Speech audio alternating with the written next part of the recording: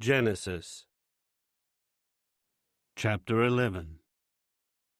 Now all the earth continued to be of one language and of one set of words.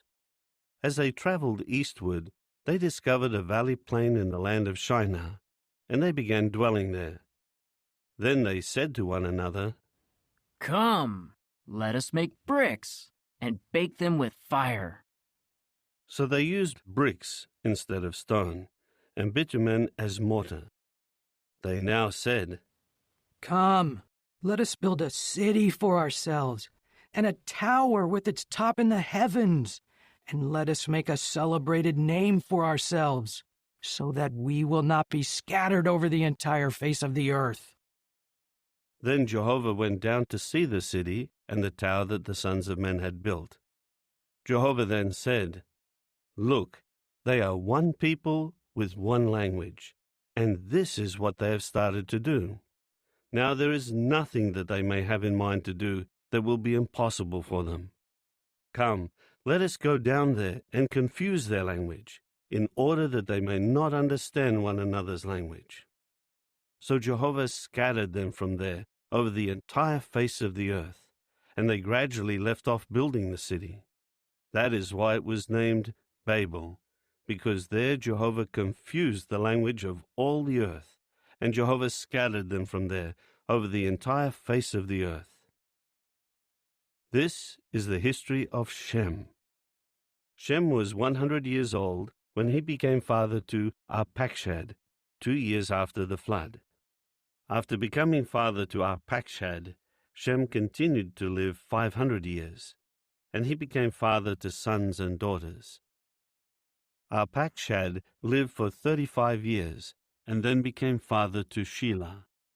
After becoming father to Shelah, Arpachshad continued to live 403 years, and he became father to sons and daughters.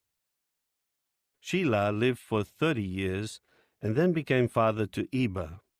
After becoming father to Eber, Shelah continued to live 403 years, and he became father to sons and daughters.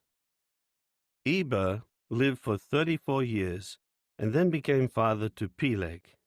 After becoming father to Peleg, Eber continued to live 430 years, and he became father to sons and daughters. Peleg lived for 30 years, and then became father to Reu. After becoming father to Reu, Peleg continued to live 209 years, and he became father to sons and daughters. Reu lived for 32 years, and then became father to Serug. After becoming father to Serug, Reu continued to live 207 years, and he became father to sons and daughters. Serug lived for 30 years, and then became father to Nahor. After becoming father to Nahor, Serug continued to live 200 years, and he became father to sons and daughters. Nahor lived for 29 years, and then became father to Terah. After becoming father to Terah, Nahor continued to live 119 years, and he became father to sons and daughters. Terah lived for 70 years, after which he became father to Abram, Nahor, and Haran. This is the history of Terah.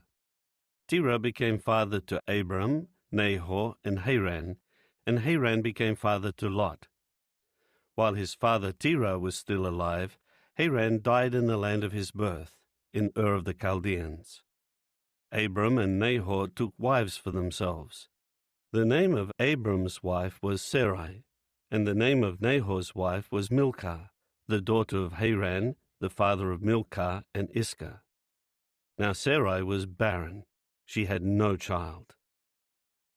Terah then took Abram his son, and Lot his grandson, the son of Haran, and Sarai his daughter-in-law, the wife of Abram his son, and they went with him out of Ur of the Chaldeans to go to the land of Canaan. In time they came to Haran and began dwelling there. The days of Terah were 205 years.